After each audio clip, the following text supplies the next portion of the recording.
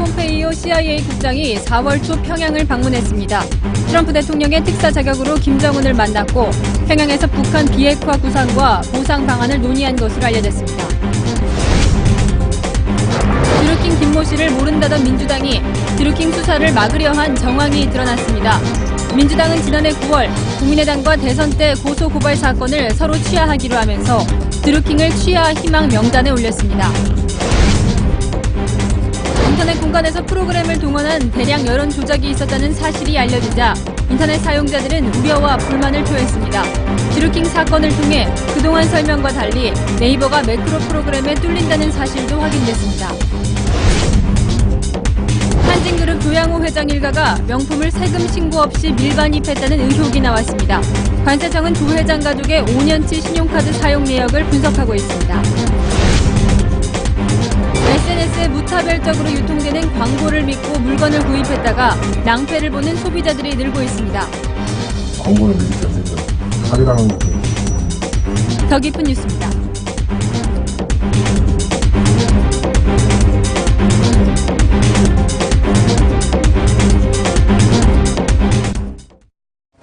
여러분 안녕하십니까? 북미 대화를 물밑에서 조율해왔던 폼페이오 CIA 국장이 4월 초 극비리에 평양에 들어갔습니다. 김정은과 만났고 비핵화 담판을 벌인 것으로 알려졌습니다. 첫 소식 박정은 워싱턴 특파원입니다. 아베 총리와의 정상회담에 앞서 트럼프 대통령이 민감한 뉴스를 내놨습니다. We've also started talking to North Korea directly. We have had direct talks at very high levels, extremely high levels. 기자들은 트럼프 대통령이 북한 김정은 위원장과 통화한 것 아니냐고 물었고 트럼프 대통령도 그렇다고 답했습니다. Have you been speaking directly with him? Yes. 하지만 백악관은 트럼프 대통령이 질문을 잘못 들었다며 김정은과 통화하지 않았다고 정정했습니다. 결국 워싱턴 포스트의 보도로 김정은을 만난 사람은 마이크 폼페이오 CIA 국장 겸 국무장관 내정자라는 사실이 확인됐습니다. 폼페이오는 지난달 31일부터 이달 1일로 이어지는 부활절 연휴 기간 중 극비리에 방북했습니다. 트럼프 특사 자격으로 평양을 찾은 폼페이오는 김정은과 비핵화 담판을 벌인 것으로 알려졌습니다. 북핵의 완전 폐기를 대가로 체제 안전을 보장하는 방안을 논의한 것으로 보입니다. 북미 최고위급 간의 소통 창구가 마련되면서 합의를 이끌어내기 위한 1차적 여건 조성이 이루어지고 있다는 평가가 나오고 있습니다. 워싱턴에서 채널A 뉴스 박정훈입니다.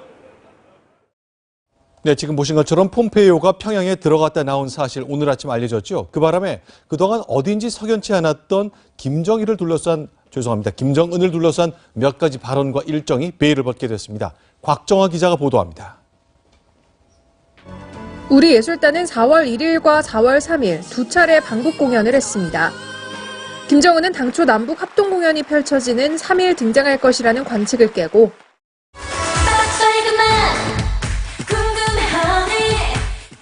첫날 공연이 열린 1일 부인 리설주를 대동하고 깜짝 등장했습니다. 4월 초 정치 일정이 복잡하여 시간을 내지 못할 것 같아 오늘 늦더라도 평양에 초청한 남측 예술단의 공연을 보기 위하여 무성한 관측이 나왔지만 복잡한 정치 일정은 결국 폼페이오와의 면담이었던 것으로 보입니다. 김정은의 급작스런 일정 변경은 지난 11일에도 포착됐습니다. 최고인민회의 단상에 자리가 마련됐지만 찻잔만 놓여 있었을 뿐 김정은이 나타나지 않은 겁니다. 미국 정상회담 그리고 시진핑의 북한 방문 이런 것과 관련해서 그것을 준비하는데 아마 많은 시간과 노력을 투입하고 있지 않은가. 김정은이 남북 정상회담, 북미 정상회담 준비를 위해 그 어느 때보다 바쁘게 움직이는 것으로 보입니다. 채널A 뉴스 곽정아입니다. 다음 주 남북 정상회담이 열리는 판문점은 6.25 전쟁을 잠시 중단하자는 휴전협정을 체결한 곳이죠. 이번 정상회담 때 전쟁은 끝났다는 종전선언을 청와대가 추진하고 있습니다. 최지원 기자가 보도합니다. 미국 트럼프 대통령이 남북한 사이 종전선언 협상이 진행되고 있음을 깜짝 공개했습니다. They do have my blessing to discuss the end to the war. People don't realize the Korean War has not ended. 그러자 청와대도 뒤늦게 논의 사실을 밝혔습니다. 청와대 고위 관계자는 한반도 정전협정 체제를 평화체제로 바꾸는 방안을 검토하고 있다고 설명했습니다. 청와대는 북한 비핵화와 함께 종전 문제를 남북 정상회담 핵심 의제로 추진 중입니다.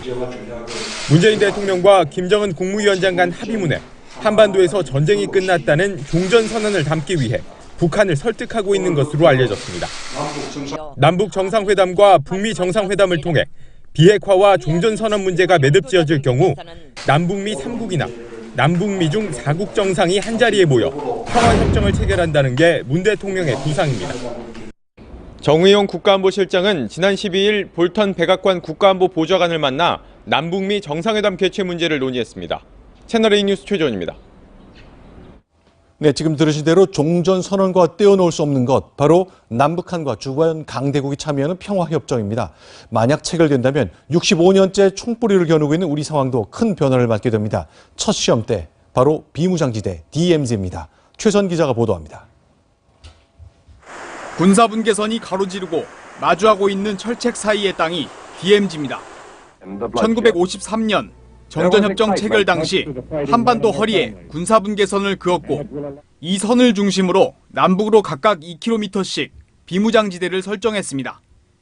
일종의 완충지역이지만 어느새 이곳엔 경계초소와 함께 기관총, 박격포 같은 중화기까지 들어가 있습니다. 만약 평화협정이 체결된다면 가장 먼저 달라질 것도 DMZ입니다. 이 DMZ, 그러니까 비무장지대의 실질적인 비무장화, 이런 것도 여러분들이 이제 제안을 하시고 저희도 관심 있는 내용입니다.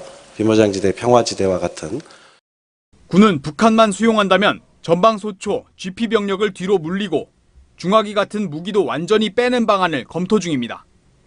이는 군사적 긴장 완화, 접경지 평화벨트 구축이란 문재인 대통령의 한반도 신경제지도 구상과 맞닿아 있습니다. 군사 분계선으로 단절된 남북을 경제벨트로 새롭게 잇고 남북이 함께 번영하는 경제 공동체를 이룰 것입니다. 하지만 선언적 의미를 넘어 실제로 DMZ 철수까지 이어질지는 앞으로 후속 군사회담까지 지켜봐야 한다는 지적입니다. 채널A 뉴스 최선입니다.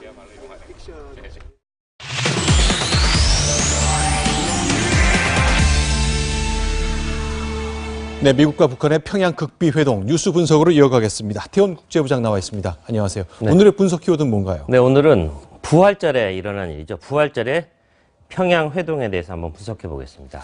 자, 트럼프 대통령 입에서 또 한번 깜짝 놀랄 만한 뉴스가 터져 나온 거죠. 자, 미국 특사의 평양 방문은 2000년 올브라이트 장관이 이후 18년 만에 처음 벌어지는 일입니다. 자, 그럼 이제 방금 들어온 소식, 남북 간에 그동안 이제 정상회담을 앞두고 여러 가지 논의를 해왔는데 네. 결과가 몇 가지 나왔죠? 그렇습니다. 오늘 지금 실무회담이 좀 전에 마무리됐습니다. 무려 네. 5시간 동안 진행된 회담이었는데, 자, 문재인 대통령과 김정은이 판문점에서 악수하는 그 순간부터 회담의 주요 일정과 행보를 생방송으로 중계하기로 합의했습니다. 자, 단순히 모두 발언만 중계하는 게 아니라, 자, 판문점을 거니는 모습, 회담 장면, 오찬, 김정숙 여사와 리설주의 별도 일정, 이런 것들을 실시간으로 볼 수 있을 것 같습니다. 그러니까 여느 정상회담 같은 모습이 다 있습니다. 그러나 이제 다만 기자들의 질문을 받는 기자회견은 없을 것처럼 예상이 되네요. 네, 그건 모르겠습니다. 네. 알겠습니다. 자, 그럼 이제 폼페이오의 극비 방북 얘기 좀 나눠보겠습니다. 네. 아무도 몰랐잖아요. 그렇습니다. 이게 어떻게 들어갔다 나왔길래 이렇게 아무도 모르는 거죠? 네, 일단 부활절 연휴 기간이었죠. 3월 31일 날 워싱턴 앤드루스 공군기지를 출발한 비행기는 알래스카로 날아갑니다. 자, 네. 저기에는 미군 기지가 있는 곳이죠. 저기에서 급유를 한번 받은 다음에 네. 이렇게 평양으로 들어가는 극비 일정을 잡았는데, 네. 자, 저희 취재로 확인됐습니다. 저 경로는 2000년 올브라이트, 그 다음에 2009년 클린턴, 그리고 2014년 제임스 클래퍼 국가정보국장도 선택했던 거랑 같은 경로인데요. 자, 네. 우리 정부도 미국 고위 당국자의 방북 사실 어느 정도는 감지했던 것 같습니다. 자, 폼페이오를 태운 비행기가 우리 방공 식별구역으로 들어서는 순간, 네. 그때 우리 군 당국이 감지했던 것으로 파악이 됐습니다. 아, 군 당국이 들어선 비행기를 깜빡깜빡 그 신호를 봤다는 네. 얘기군요. 그렇다면 폼페이오의 특사, 뭐 그동안 이제 CIA하고 정보기관 라인으로 많이 대화를 해왔습니다만 이렇게 돼가는 거 주소는 또 누가 했는지 그런 과정도 좀 드러나고 있습니까? 그렇습니다. 현재 이 정국을 누가 주도하느냐, 네. 이게 정확히 드러난 셈입니다. 자, 미국에선 우리 서훈 국정원장 그리고 북한의 통전무장 라인이 폼페이오를 북한으로 초청하는 형식으로 이렇게 이번 방북이 이루어진 것으로 보이는데요. 자, 백악관과 국무부의 한반도 라인 동행하지 못한 것으로 확인됐습니다.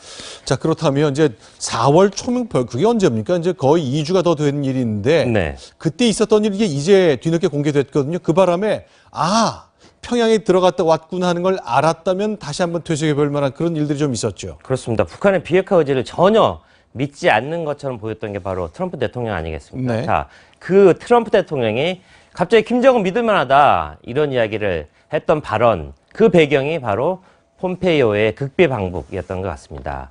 자, 비핵화 논의에 진전이 있었다는 추론이 가능한데요. 자, 트럼프 대통령의 9일 강요 회의 때 발언 한번 들어보겠습니다. I think there'll be great respect paid by both parties, and hopefully we'll be able to make a deal on the denuking of North Korea. 그렇죠. 저렇게 말할 수 있었던 것, 자신의 신복이 평양을 갔다 와서 김정은을 만난 이후의 얘기일 겁니다. 그렇죠. 자, 그렇다면 이제 주고받기 거래 지금 얘기했잖아요. 네. 비핵화를 얻는다면 미국이 북한한테 줄 수 있는 것, 그건 뭔가요? 그렇죠. 자, 볼턴 국가안보보좌관하고 매파의 어떤 가장 강력한 매파로 분류되는 폼페이오. 이번 회담이 어떤 3파 역할을 하고 있는 거 아니겠습니까? 자, 폼페이오의 청문회 발언을 한번 들어보면 어떤 게 거래되고 있는지 알 수 있습니다. 직접 들어보겠습니다. Senator, I have never advocated for regime change. I have all along. I'm happy to answer today that I'm not advocating for regime change. Yes, Senator. Thank you. 10일 청문회 발언인데 마치 김정은한테 이거 들으세요 하는 그런 발언처럼 느껴지지 않습니까? 네. 자, 그런데 이 폼페이오 국장, CIA 국장 시절에는 좀 다른 말을 했습니다. 자, 북한 주민들도 김정은이 없어지는 걸 원할 거다 이런 얘기를 했는데 결국 김정은 위원장을 폄훼했던 그 폼페이오 모습은 이제는 사라질 것 같습니다. 알겠습니다. 자, 일단 뭔가 만들어지는 국면에서 생각을 조금 이제 완화시키고 있는 건 보였습니다. 그럼 이제 평화협정, 종전협정, 그건 어떻게 전망해야 됩니까? 네, 세계 이목을 집중할 만한 생방송까지 한다고 하지 않았습니까? 네. 그렇기 때문에 결국 대형 주제를 잡은 것만은 틀림없는데 자, 결국 중요한 건 실질 아니겠습니까? 자, 우리 청와대는 계속해서 김정은의 비핵화 의지를 확인했다 이렇게 얘기하지만 비핵화는 말로 하는 게 아니지 않습니까? 결국 김정은이 행동으로 입증하는 것, 그게 가장 중요할 것 같습니다. 자, 북미 간에 서로 주고받을 것 정리를 좀 해주셨습니다만 다음 주 금요일 열리는 우리 정상회담 때 우리는 뭘 주고 뭘 받을지 그 얘기도 좀 취재를 해봐야 되겠네요. 하태원 국제부장과 함께했습니다. 고맙습니다. 지금부터는 드루킹 김모 씨의 인터넷 댓글 추천수 조작 사건을 집중 보도해드리겠습니다.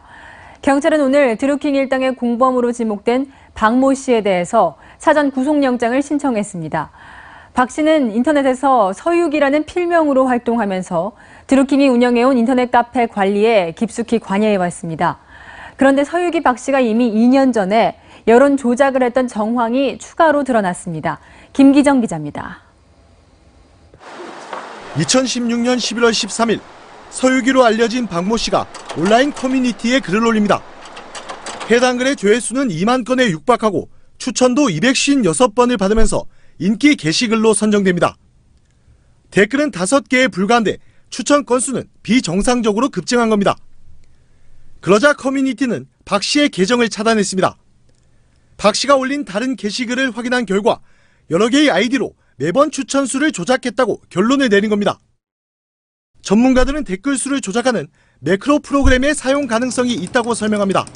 매크로라는 기능을 통해서 자동으로 반복적으로 이렇게 조회수나 추천수를 올렸을 가능성이 크다고 봅니다. 실제로 박 씨는 이번 여론조작 사건과 관련해 드루킹 김모 씨의 지시를 받고 매크로를 구해왔다고 경찰은 밝혔습니다. 아울러 박 씨는 드루킹이 경제적 공진화 모임에 운영 자금 등을 마련하기 위해 만든 비누업체의 대표도 맡고 있습니다. 경찰은 이들의 계좌 추적과 함께 검찰에 넘겼던 휴대전화 130세대를 돌려받아 분석에 착수했습니다. 채널A 뉴스 김기정입니다. 이처럼 서유기 박모 씨가 다른 인터넷 사이트에서 댓글 추천수를 조작한 시점은 2016년입니다. 그러니까 드루킹 김모 씨의 공범인 박 씨가 대선 이전에도 조작을 했다는 건데요. 따라서 이들이 대선 때 불법적인 매크로를 동원했는지로 수사가 확대될 가능성도 있습니다. 이어서 안보겸 기자입니다. 드루킹 김모 씨는 지난해 대선 전부터 매크로 조작이 가능하다는 것을 알고 있었습니다.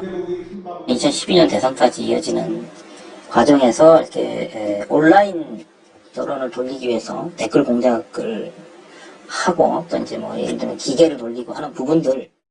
보수 진영에서 컴퓨터 프로그램을 통해 댓글을 만들 수 있다는 주장을 한 겁니다. 그러면서 댓글 추천 등의 중요성을 강조합니다. 결과적으로는 대선에서 많은 도움이 됐다라고 제가 생각을 하고요. 정권을 우리가 바꾸고 문재인 대통령이 당선되면 되는 거 아니겠습니까? 이런 가운데 드루킹 김 씨의 공범인 박 씨는 대선 이전에 다른 온라인 사이트에서 댓글을 조작합니다. 드루킹 일당이 대선 전부터 여론 조작을 시도한 정황이 포착되면서 실제로 지난 대선에서 이들이 불법적인 댓글 조작을 했는지에 대한 관심도 커지고 있습니다. 당시에도 매크로 프로그램을 사용했는지에 대한 경찰 수사가 불가피해 보입니다. 채널A 뉴스 안보겸입니다. 민주당과 국민의당은 대통령 선거 때 오갔던 고소 고발을 동시에 취하하기로 지난해 9월 합의했습니다. 그때 민주당이 고발을 없던 일로 해달라면서 전달한 명단에 드루킹이 포함된 것이 확인됐습니다. 드루킹을 모른다는 민주당의 해명이 흔들리게 된 겁니다. 김철웅 기자입니다.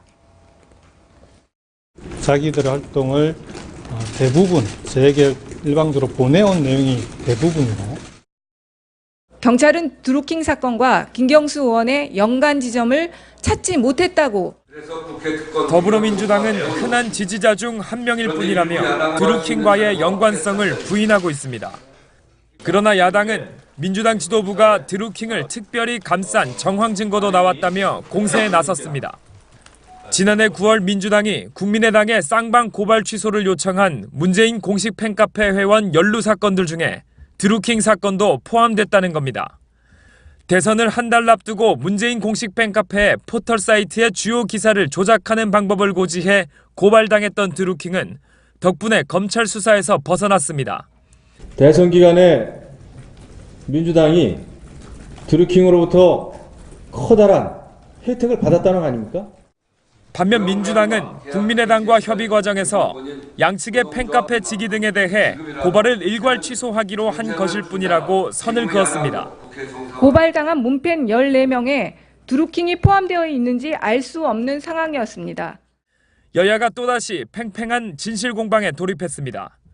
채널A 뉴스 김철웅입니다. 드루킹이 매크로를 사용해 댓글을 조작한 흔적은 느릅나무가 운영한 쇼핑몰에서도 발견할 수 있습니다. 조작 정황은 이번에도 대선 전후로 거슬러 올라갑니다. 김민지 기자입니다. 드루킹이 대표로 있던 회사 느릅나무가 운영한 쇼핑몰입니다. 지금은 대부분 품절 상태지만 세안 비누나 샴푸, 주방 세제 등을 주로 팔았습니다. 그런데 상품 후기에 특이한 점이 발견됩니다. 같은 아이디가 각기 다른 상품에 사용 후기를 달았는데 글이 올라온 시간이 모두 같습니다. 한 아이디당 동시에 적게는 2건, 많게는 7건까지 한꺼번에 작성한 것으로 나옵니다. 내용을 들여다보니 같은 아이디가 다른 내용으로 글을 올린 건데 작성 시간은 초 단위까지 일치합니다. 업계 관계자는 상품 후기가 많을수록 구매율을 높이는 데 유리해 신생 쇼핑몰 등에서 이런 방식으로 후기를 조작해 적발되는 경우가 적지 않다고 말했습니다. 시간대가 몰려있는 거 보면 이건 자연적인 조작의 수법인데 이 같은 경우는 매크로 프로그램을 사용한 것 같아요. 이 쇼핑몰이 만들어진 건 지난 2015년. 2016년 6월부터 최근까지 매크로 프로그램을 사용한 정황이 나타납니다. 드루킹은 올 1월 매크로를 사용해 댓글을 조작한 혐의를 받고 있지만 대선 전인 지난 2016년부터 자신의 쇼핑몰에서 매크로를 미리 사용해봤을 가능성도 배제할 수 없게 됐습니다. 채널A 뉴스 김민지입니다. 네, 드루킹이 한 매크로 조작은 이런 겁니다. 마치 수백 명의 사람이 특정한 댓글을 두고 마음에 드니 내가 추천한다. 이런 식으로 추천자와 조회자 숫자를 늘려놓은 겁니다. 이런 불법 행위를 막지 못한 네이버의 책임론이 제기되고 있습니다. 김진 기자가 취재했습니다. 돈만 내면 인터넷 콘텐츠의 조회수를 단숨에 1000건 이상 늘려준다는 광고입니다. 1000명이 본 것처럼 조회수를 조작하는데 10,000원. 그 1000명이 공감 버튼을 누른 것처럼 만드는데 5만 원. 정기적인 구독자 1000명을 만드는 데는 20만 원을 내면 됩니다. 이들이 쓰는 프로그램은 드루킹이 사용한 것과 같은 매크로 프로그램. 좋아요 버튼을 누르는 등 반복적인 행위를 자동으로 해결해주는 간단한 프로그램입니다.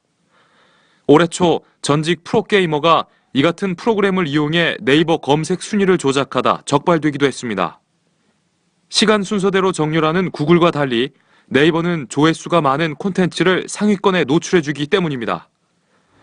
네이버는 이를 막기 위해 한 아이디가 하루에 달 수 있는 댓글 수를 제한하고 같은 IP 주소에서 여러 아이디로 접속하는 것에 제한을 두고 있다고 해명합니다. 하지만 이번처럼 남의 이름으로 된 아이디 수백 개로 조작을 벌이면 속수무책.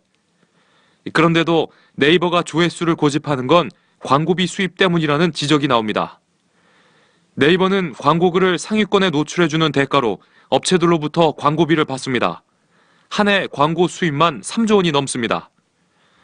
전문가들은 댓글 조작 시도가 얼마나 있었고 어떻게 대응했는지 포털 업체가 공개해야 한다고 지적합니다. 댓글 조작 매크로 공격은 몇 건이 있었고 우리가 몇 건은 잘 막았고 이런 어떤 통계 정보 같은 것들은 꾸준히 공개를 해서. 채널A 뉴스 김진입니다. 네, 이번 사건으로 인터넷 이용자들 화가 단단히 났습니다. 조회수가 많거나 또 추천한 사람의 숫자가 많다는 것, 이거는 나와 같은 보통 사람이 좋아할 뉴스라고 생각하게 만들죠. 당연히 더 눈길이 가고 더 믿게 됩니다. 드루킹이라는 사람은 정치적인 목적 때문에 이런 인터넷의 신뢰를 깨버렸습니다. 이서연 기자입니다. 댓글 추천수 조작 파문을 바라보는 시민들의 시선은 어떨까? 직접 만나봤습니다. 그 댓글을 조작을 해서 그렇게 많은 그 네티즌들을 농락했다는 게 좀 참으로 안타까운 사실이고요. 온라인 댓글 여론을 신뢰하기 어려워졌다는 반응입니다. 너무 편파적으로 나오는 게 많고 부추겨가지고 하는 것 같다 그 생각을 많이 했어요. 네이버 같은 경우에도 조금 이건 좀 아니다 싶은데 공감수를 되게 많이 받은 게 있더라고요. 좀 대책이 뭔가 좀 필요할 것 같아요. 댓글 추천수 조작 사건을 철저하게 수사해 엄벌해야 한다는 목소리도 이어졌습니다. 댓글을 이제 아르바이트를 하시는 분들이나 아니면은 욕을 하시는 분들을 철저하게 수사를 해서 애초에 방지를 해주셨으면 좋겠다는. 청와대 국민청원 게시판에는 재발 방지책을 마련해야 한다는 내용의 청원글 수십 개가 올라왔습니다. 채널A 뉴스 이서연입니다. 네, 드루킹 과연 지난번 대통령 선거 때도 댓글 조작을 했는지 여부 의혹에 초점이 되고 있습니다. 드루킹 취재하는 최석호 차장과 함께 알아보겠습니다. 자, 어서 오세요. 자, 지금 리포트 보니까요. 민주당 리스트도 만들었다고 하는데 그 리스트 좀 다시 한번 정리를 해 주십시오. 네, 제목이 이겁니다. 19대 대선 관련 국민의당의 민주당 관계자 고발 사건 리스트. 바로 이겁니다. 지난해 9월이죠. 민주당과 국민의당이 대통령 선거 과정에서 서로를 고소고발한 사건들을 취하기로 협의를 했는데요. 민주당이 국민의당에게 취하를 요구한 사건들입니다. 리스트를 한번 보시면요. 추미애 대표를 비롯해서 안민석, 유은혜, 홍익표 의원 등 대부분이 정치권 인사들입니다. 그런데요. 여기에서 피고발인안에 성명불상자 14명이라고 나옵니다. 이거 어떻게 된 일일까? 피의 사실을 보면요. 댓글 게시, 실시간 검색 지시라고 되어 있습니다. 네. 문펜운영위원회라는 명칭에 어떤 정식적인 선거기관이 아닌 유사기관을 설치했고 문펜 소속 회원들에게 댓글을 제시했다. 이러한 건데요. 네. 이것을 보면 이 14명 중에는 바로 민주당원 댓글 공작 사건의 주범이죠. 드루킹이 포함되어 있습니다. 그렇다면 민주당은 왜 드루킹에 대한 고소고발 취하를 요구했을까요? 이것이 궁금한 부분입니다. 국민의당 측은 이렇게 얘기를 합니다. 고소고발 취하를 협의하면서 범위를 각 당의 의원과 당직자라고 한정을 했다. 그런데 일반인인 드루킹이 포함됐다는 것을 알고 깜짝 놀랐다. 그러니까 이런 겁니다. 민주당이 드루킹의 존재를 예전부터 알았고요. 그러한 증거가 된다는 겁니다. 그리고 또한 드루킹에 대한 보호막을 미리 쳤다는 얘기다. 이러한 비판이 나오고 있습니다. 자, 그러면 이렇게 작년 대선은 5월에 있었거든요. 네. 서로 취하자고 약속한 건 그 이후겠네요. 자, 9월쯤이라고 들었는데 그렇다면 선관위가 5월 달에 고발해서 11월에 무혐의 날 때까지 한참 검찰이 수사하고 있던 중에 추가로 고발될 걸 막았다 그런 거군요. 그렇습니다. 만약에 김승년 앵커 얘기대로 5월에 해서 수사가 확실히 되었었다면 네. 이 9월에 했을 때는 벌써 드루킹은 검찰에 불려갔을 수 있겠죠. 네. 하기 때문에 이것 자체가 네. 어떤 수사를 막으려고 했던 것 아니냐, 국민의당 측은 그렇게까지 보고 있습니다. 네, 국민의당 그렇게 해석하고 있습니다만 민주당 생각은 좀 다를 것 같아요. 오늘 민주당은 뭐라고 설명하나요? 네, 민주당 이 같은 사실이 알려지자 서둘러 브리핑을 열었습니다. 더불어민주당 백혜련 대변인, 사실관계가 완전히 다르다고 했습니다. 네. 국민의당이 고소고발한 이름을 알 수 없는, 즉 성명불상자 14명은요. 문재인 팬카페 회원 중에 안철수 당시 후보에게 악성 댓글을 올렸던 사람들입니다. 네. 고발장, 당으로 접수되지 않았고 지검으로 가기 때문에 나는 알 수가 없었다. 그리고 국민의당이 보내온 고소고발 현황 자료에도 드루킹이라는 이름은 전혀 찾아볼 수 없었다. 그렇기 때문에 민주당 입장에서는 드루킹이라는 사람에 대해 몰랐다는 겁니다. 그러면 국민의당이 고소고발도 안 했는데 민주당은 이 사람 취하해달라고 명단에 넣었다는 뜻이 되는 건데 조금 더 설명이 나중에 필요하겠군요. 자, 그렇다면요. 이건 어떻습니까? 결국 하나씩 서로 맞바꿔서 한 거라 당직자나 의원 아니어도 뭐 문제가 없었다. 그런 설명 같네요. 그렇습니다. 이게 민주당에서는요. 우리도 안철수 카페지기를 고소고발했다가 네. 협의하에 취하를 했다. 그러니까 등가 교환식의 어떤 합의였다. 이렇게 얘기를 한 겁니다. 네. 그러니까 뭐 국민의당도 똑같이 하지 않았냐 이런 겁니다. 자, 그렇다면요. 드루킹도 드루킹이지만 오늘 앞서 보니까 서유기라는 또 다른 필명을 가진 블로거가 이번에 그 매크로라는 프로그램 제공하다 또 문제가 된 거죠. 그렇습니다. 그 박모 씨, 그러니까 서유기 어떤 사람이냐면요. 이 매크로라는 프로그램을 드루킹 일당에게 제공을 한 사람입니다. 그러니까 매크로 뭡니까?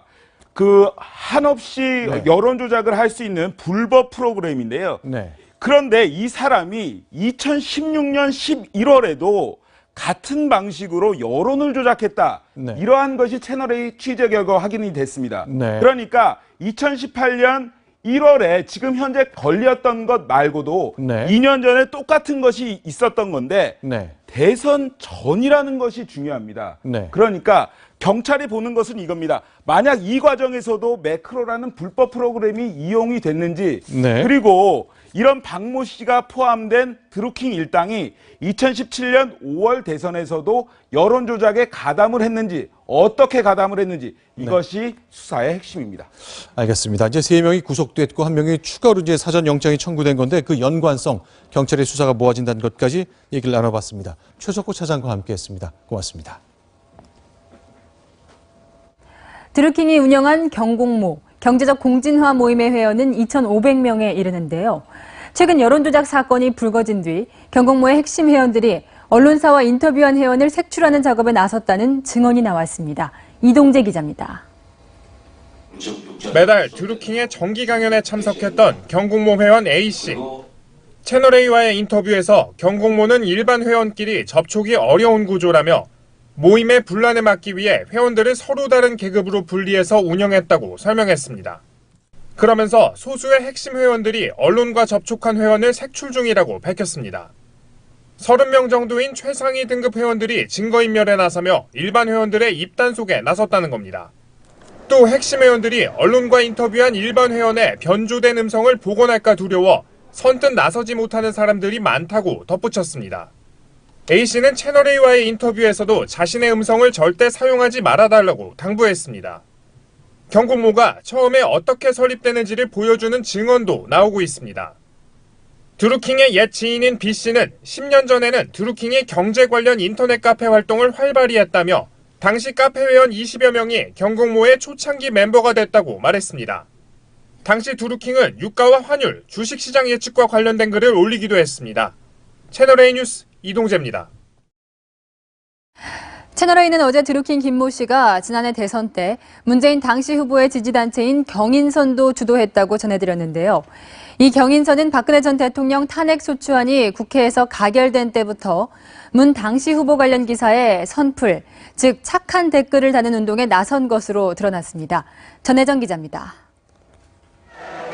문재인 대통령은 지난 2016년 9월 팬클럽 창립 행사에서 이른바 선풀 운동을 제안합니다. 악성 댓글이 난무하는 현실을 착한 댓글로 정화하자는 겁니다. 저는 이제 SNS 공간에서 정말로 대대적인 어떤 선풀 운동 같은 게 좀 전개되어야 한다고 생각합니다. 그렇게 해주시겠습니까? 한 달 뒤 드루킹 김모 씨가 주도한 문재인 후보 지지단체인 경인선이 출범합니다. 그리고 국민선플단을 꾸리는데 국회에 박근혜 전 대통령 탄핵 소추안 가결 이틀 뒤였습니다.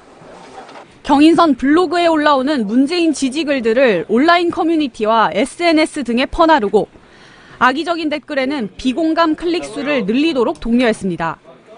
경인선 블로그엔 더불어민주당 대선 경선이 본격화되던 지난해 3월 경인선 창립 배경을 밝힌 글이 게시됐습니다. 문재인 당시 후보가 제안한 선풀운동이 경인선을 태동하게 했다고 적혀 있습니다. 탄핵 정국으로 조기 대선 움직임이 가시화되자 선풀로 문재인 대통령 만들기에 나선 겁니다. 채널A 뉴스 전혜정입니다. 야당은 드루킹 게이트라며 특검 도입을 주장하고 나섰습니다.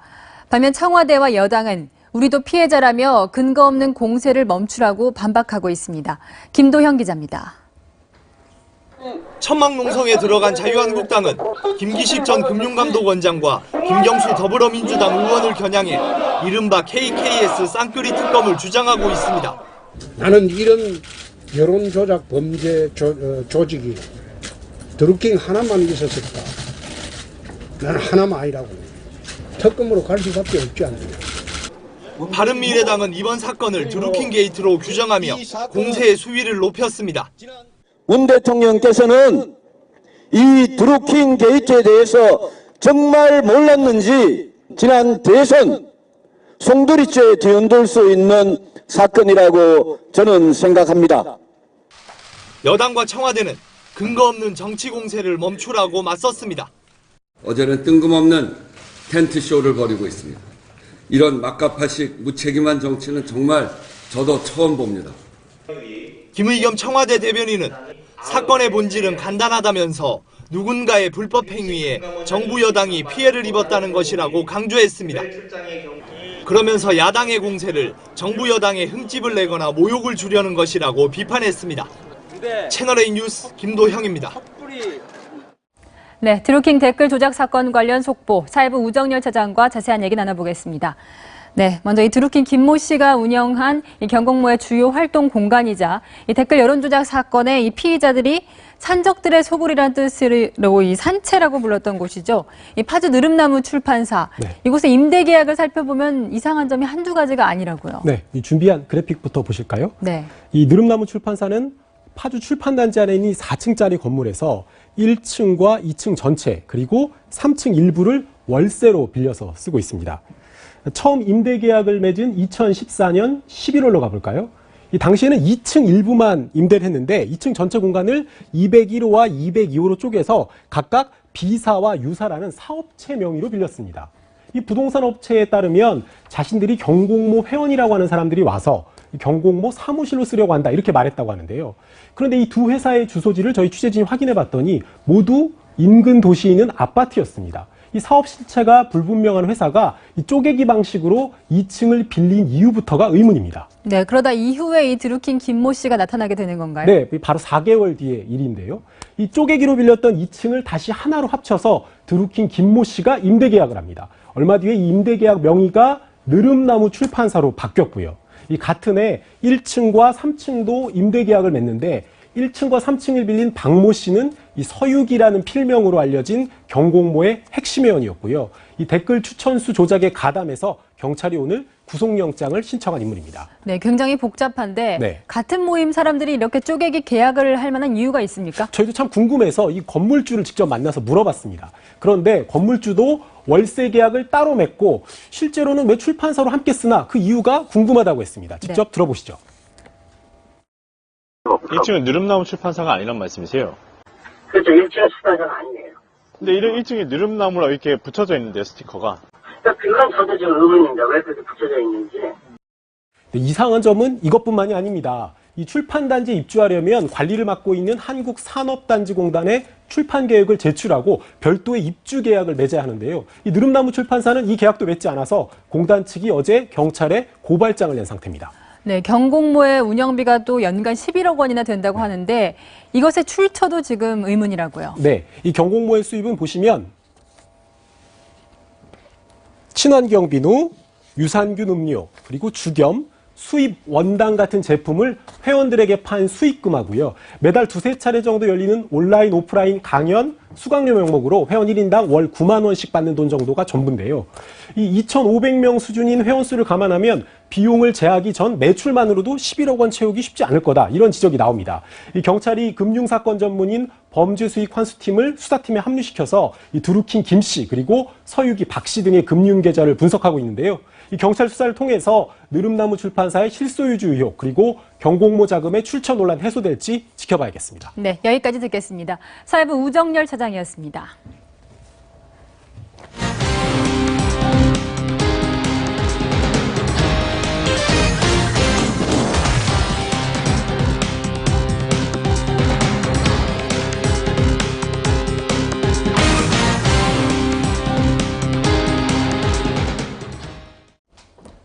네, 갑질 논란이 계속된 한진그룹 총수 일가를 겨냥한 조사가 계속되고 있습니다. 관세청이 조양호 회장의 일가족 5명이 쓴 신용카드를 살피고 있습니다.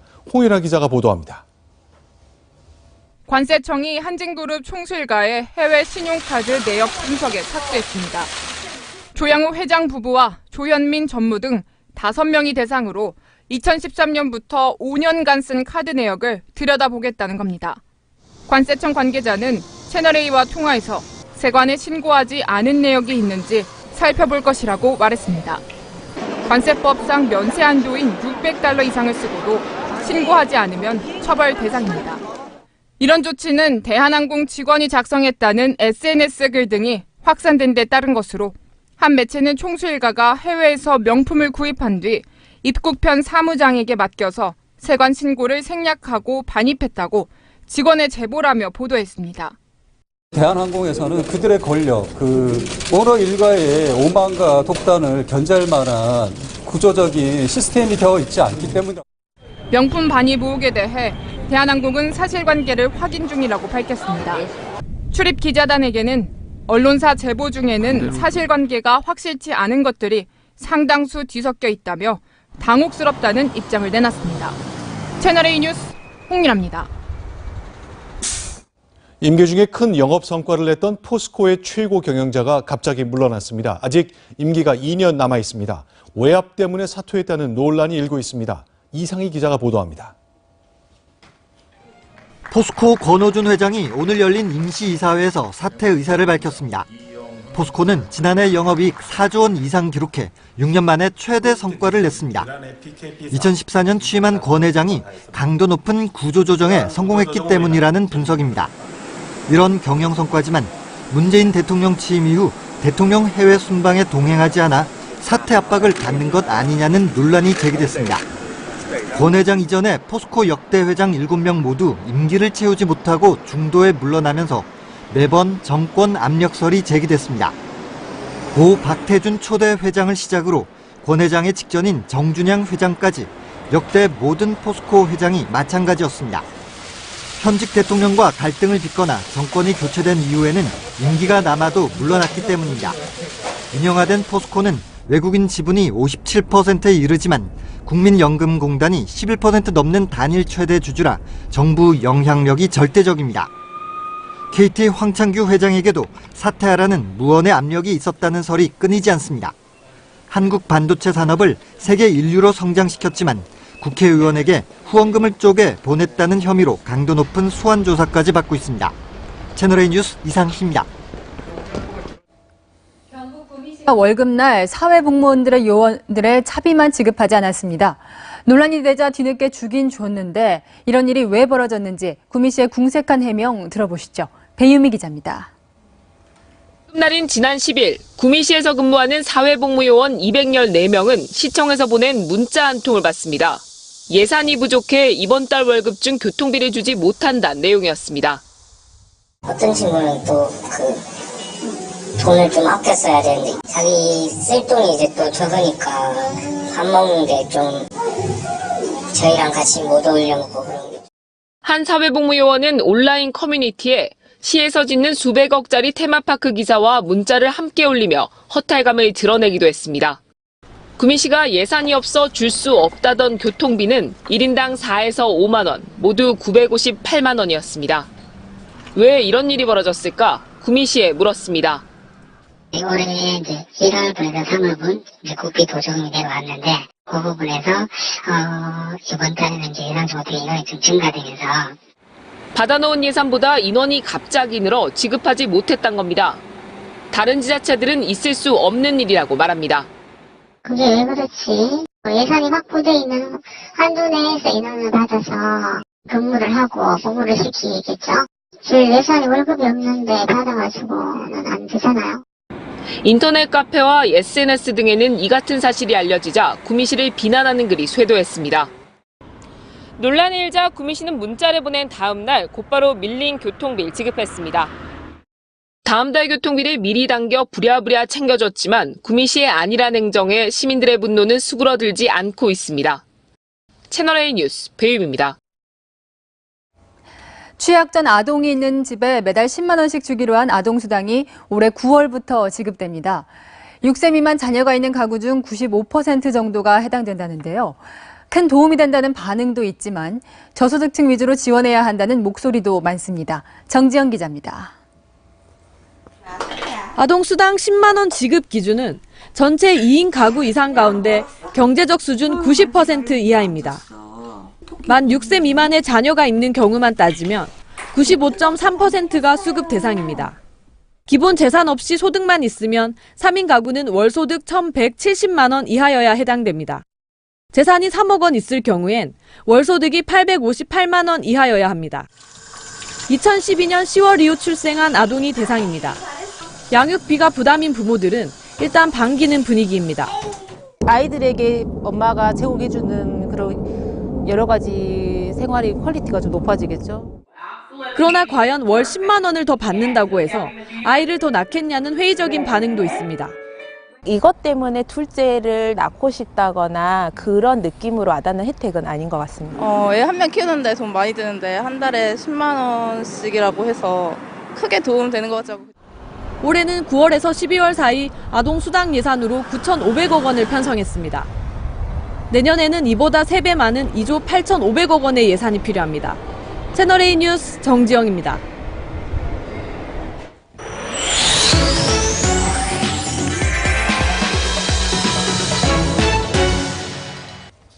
오늘 뉴스터치는 허위 신고 때문에 경찰 수십 명이 출동한 이야기로 시작합니다. 일주일 전 서울 용산구에 있는 파출소에서 찍힌 영상인데요. 난동을 부리던 남성이 경찰관의 머리를 때립니다. 이 남성, 지난 2달간 11차례에 걸쳐 경찰서에 상습적으로 허위 신고를 한 59살 이모 씨입니다. 이날도 허위 신고를 했다가 체포되자 경찰관까지 폭행한 건데요. 실제 신고 접수 내역인데 불법 주차를 해결하지 않으면 불미스러운 일이 생길 수 있을 거라고 하거나 심지어 묻지마 살인을 하겠다고 경찰에 신고하기도 했습니다. 이런 허위 신고 왜 했을까요? 그 이유가 황당합니다. 그 불법 주차에 대해서 이제 민감하게 반응을 한 사안인데요. 사회에 대해서 경각심을 일으키고자. 이 씨의 허위 신고 때문에 출동한 순찰차만 19대, 경찰관도 39명에 이르고 형사기동대와 소방 차량까지 긴급 출동했습니다. 경찰은 심각한 공무집행 방해로 보고 이 씨를 구속했는데요. 출동 비용 등을 계산해서 손해배상까지 청구하기로 했습니다. 다음 소식은 전광석화 같은 경찰의 순발력 이야기입니다. 지난달 11일 오후 3시쯤 광주 동구에 있는 주택가인데요. 외삼촌에게 맞았다는 30대 여성의 신고를 받고 경찰이 출동했습니다. 자세한 경위를 묻기 위해 경찰이 여성을 데려가는데요. 그 순간 외삼촌인 50대 남성이 뛰어나오는데 손에는 다름 아닌 흉기가 들려 있습니다. 아찔한 상황이 이어질 뻔했지만 경찰관이 놀라운 속도로 남성을 제압합니다. 조카에게 잔소리를 들은 남성이 손찌검을 하고 난동을 부린 건데요. 제압 과정에서 경찰관 한 명이 팔꿈치를 다쳐 응급수술까지 받기도 했습니다.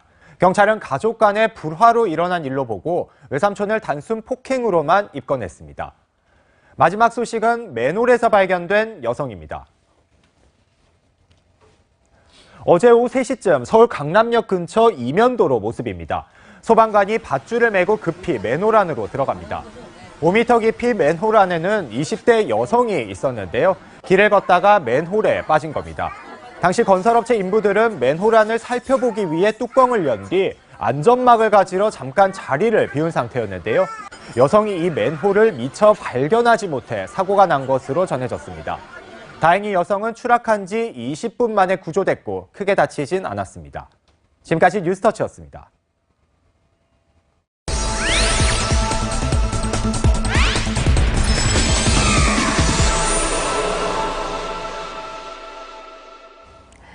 SNS를 통해 유통되는 광고가 하루에 수십억 건이라는 사실 알고 계십니까?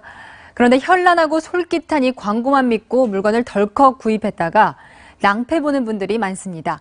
이다혜 기자의 더 깊은 뉴스입니다. 먹는 거에 대한 스트레스가 없으니까 점점 빠져나가는 모습이 재밌었어요. 이것만 있으면 하루 종일 편하게 일할 수 있을 것 같아요. SNS를 통해 쏟아져 나오는 광고는 하루 수십억 건이 넘는 것으로 추산됩니다. 현란한 광고 내용들 믿을 수 있는 걸까?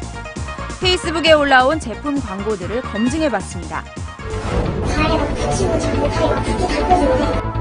발에 붙였다 떼면 시커멓게 변하는 패치. 몸속 노폐물과 독소가 빠져나간 흔적이라고 주장합니다. 혈액순환과 신진대사 개선 같은 의학적 효과가 있다는 문구도 빠지지 않습니다. 하지만 사실 이 제품은 식약처의 허가를 받아야 하는 의약품이나 의약 외품이 아닌 일반 공산품입니다. 전문가들은 독소 배출이란 표현에도 문제가 있다고 말합니다. 과학적인 근거나 실험 결과가 있어야 되는데요. 아직 그런 결과는 또는 근거는 부족한 것으로 보입니다. 해당 업체는 뒤늦게 광고 문구를 수정했습니다. 저희가 나중에 인지를 했어요. 그래서 독소라는 부분은 지금은 최대한 빼고 있고요. 남성의 성기능을 강화해준다는 제품 광고입니다. 관련 특허도 받았다고 강조합니다. 미세전류를 만들어서 이렇게 특허증까지 3개를 만든 제품인데요. 이 광고를 보고 해당 제품을 산 40대 남성. 떼진 광고 외로라고 얘기 들었어요. 자금시 바로 효과 올 거라고. 하지만 아무 효과를 보지 못했다고 털어놨습니다. 광고는 믿을 게 안 된다. 사기당한 게 뿐이죠. 물건을 판 업체에 환불을 요구했지만 일단 더 써보라는 답변만 돌아왔습니다. 데이터가 조금 있어가지고요. 우선은 미세전류를 사용하는 제품이 맞고 제품을 활성화시킨 제품은 맞아요. 제대로 작동은 되는 걸까? 여기서 미세전류가 흘러나와서 남성의 성기능을 촉진시킨다고 홍보하고 있는데요. 실제 미세전류가 흘러나오는지 전문가와 직접 확인해 보겠습니다. 첫 번째 제품의 전류를 측정해보니 수치가 널뛰기를 합니다. 최소 30, 40마이크로 암페어에서 이제 최대한 150 마이크로 암페어 이상 흐르는 것을 알 수가 있습니다. 다른 제품으로도 한번 해볼까요? 아예 측정기의 숫자가 올라가지 않습니다. 이 제품은 미세전류가 나오지 않는 것을 확인할 수가 있습니다. 제조업체가 받았다는 특허는 어떨까? 정작 효과를 입증하는 내용은 찾아볼 수 없습니다. 이러한 기구적 특성을 가지는 이런 발명들에서는 얼마나 구성이 달라지고 어떻게 요소들이 조합되었는지가 사실은 판단 기준이라서 전문가들은 특허를 받았다고 해서 효과가 입증되는 게 아니라고 지적합니다. 두리뭉실한 표현으로 현혹을 시킨 거잖아요. 이거는 새로운 치료법으로 밝혀지려면 충분한 임상적인 근거가 있어야 될 거잖아요. 의료기기법 위반으로 오인 광고가 있기 때문에 지금 지자체에서 점검하고 있습니다.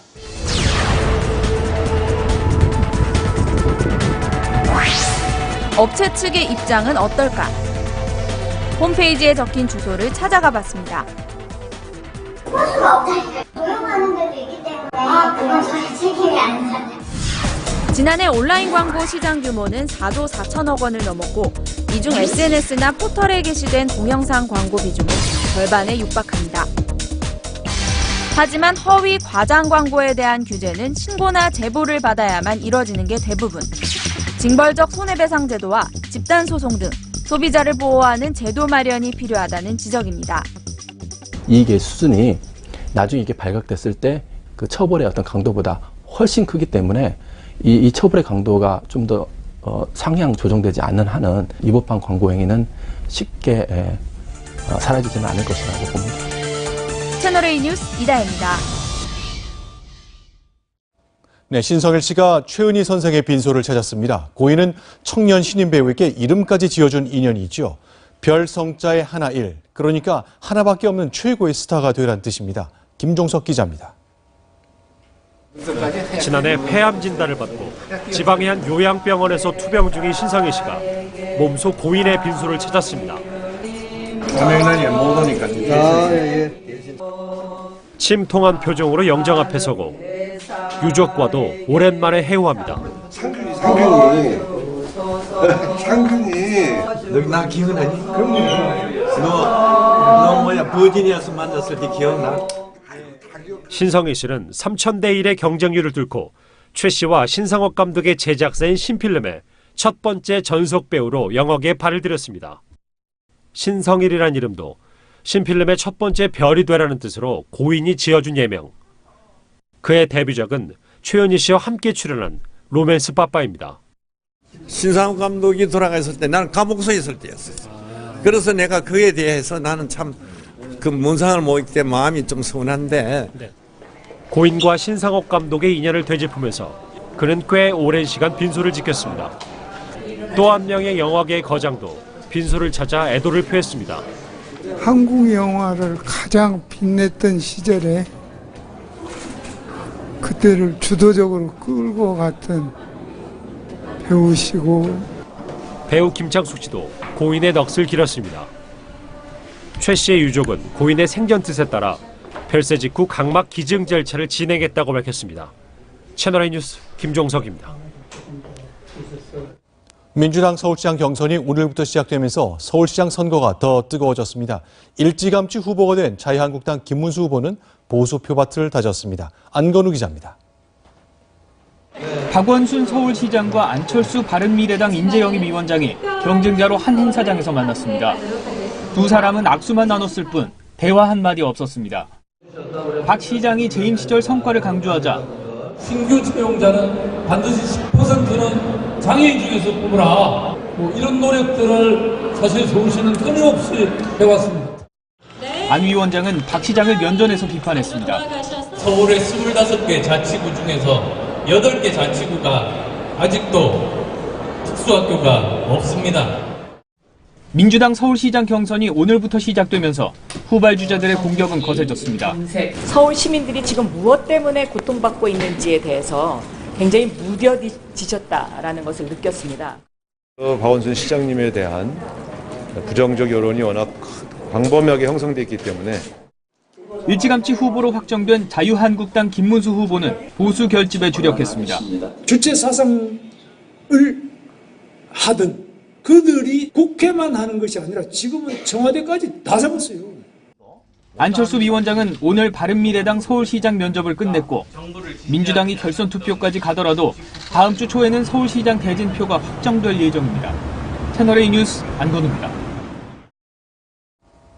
훈홍 김상현 전 의원이 향년 83세로 오늘 별세했습니다.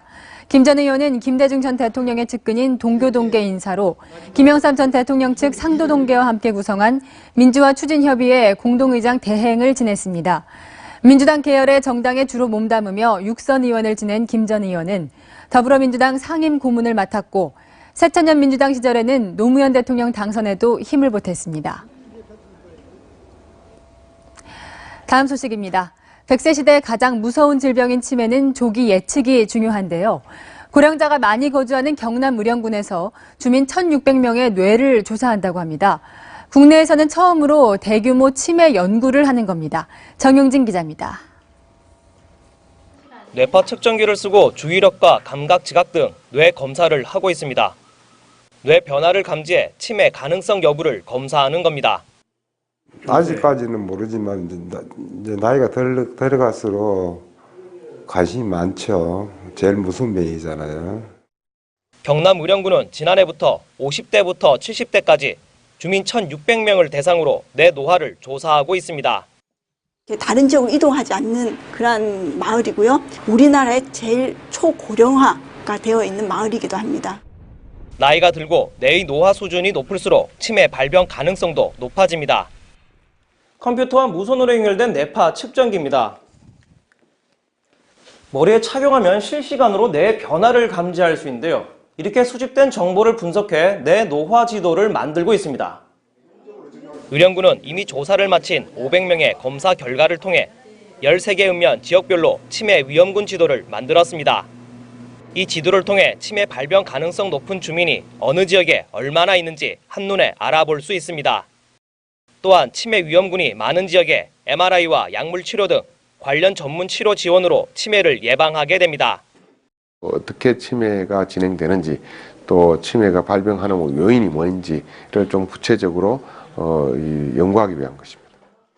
5년 동안 진행되는 이번 대규모 조사가 어떤 결과를 이끌어낼지 주목됩니다. 채널A 뉴스 정용진입니다. 마트에서 무거운 카트를 미느라 불편했던 기억 있으실 겁니다. 자율주행 기술로 이런 불편함을 해결해주는 신개념 카트가 등장했다는데요. 황규락 기자가 알아봤습니다. 검색을 원하는 상품명을 말씀해주세요. 참외. 원하는 상품을 말하면 카트가 앞장서서 해당 상품 앞으로 안내합니다. 카트를 따라가 물건을 짚고 바코드를 찍으면 끝. 두 손을 자유롭게 해주는 자율주행 카트입니다. 카메라로 사람을 인식해 카트가 뒤를 쫓아오게 할 수도 있고 쇼핑을 마치면 계산대에 가지 않고도 결제까지 가능합니다. 가장 중요한 것은 안전. 2개의 센서와 3개의 카메라로 주변 사물을 인식해 이리저리 사람과 다른 카트를 피해 다닐 수 있습니다. 70kg 정도의 무게를 싣고 발걸음에 맞춰 달리는 자율주행 카트 기술은 3년 안에 상용화할 전망입니다. 계산대에서 오래 줄을 서 계시거나 상품을 찾아서 좀 헤매시는 것들을 방지하고자 자율주행 기능과 스마트 카트 기능을 카트에 탑. 자율주행을 활용한 서비스는 계속 늘어나고 있습니다. 병원에서 엘리베이터까지 타며 환자 기록 등을 운반해주거나 4바퀴로 도로를 달리며 피자나 택배를 배달해주기도 합니다. 자율주행 기술로 우리 생활이 편리하게 바뀌고 있습니다. 채널A 뉴스 황규락입니다. 햇살도 바람도 딱 이맘때 봄날이었습니다. 해가 진 지금은 약간은 서늘하지만 걷기에는 딱 좋은 날씨인데요. 내일은 오늘보다 더 포근해집니다. 불청객 미세먼지만 아니라면 완벽한 봄날인데 대기질이 연일 아쉽습니다. 지금도 남부를 중심으로는 미세먼지 농도가 나쁨 수준인데요. 내일은 중서부 지역을 중심으로 먼지 농도가 높겠고요. 초미세먼지 농도도 중부를 중심으로 나쁨 수준 보이겠습니다. 연일 맑은 날이 지속되면서 대기가 점차 메말라가고 있습니다. 현재 수도권과 강원 영동엔 건조특보가 발효 중입니다. 오늘 밤부터 영동 지역은 강풍도 예상되는 만큼 화재 예방에 더 주의가 필요하겠습니다. 내일 아침 기온은 오늘과 비슷하겠습니다. 한낮에 서울 20도, 광주 25도, 대구 27도로 오늘보다 올라서 남부 지역은 다소 덥게 느껴지실 겁니다. 일교차가 크게 나면서 내일 새벽부터 아침 사이에 남부 지역은 안개 끼는 곳이 많겠습니다. 기온이 오름세 보이면서 금요일에는 서울이 25도까지 오르겠고요. 일요일과 월요일 사이엔 전국에 봄비가 내리면서 건조함도 다소 누그러들 전망입니다. 연일 기승을 부리는 미세먼지 때문에 피부 트러블이 나기 쉽습니다. 세안은 평소보다 더 꼼꼼하게 해주시고요. 유분이 많은 화장품은 피하시는 게 좋습니다. 지금까지 광화문에서 채널A 뉴스 남혜정입니다. 청년에게 꿈과 희망을 채널A가 함께합니다. 시청해주셔서 감사합니다.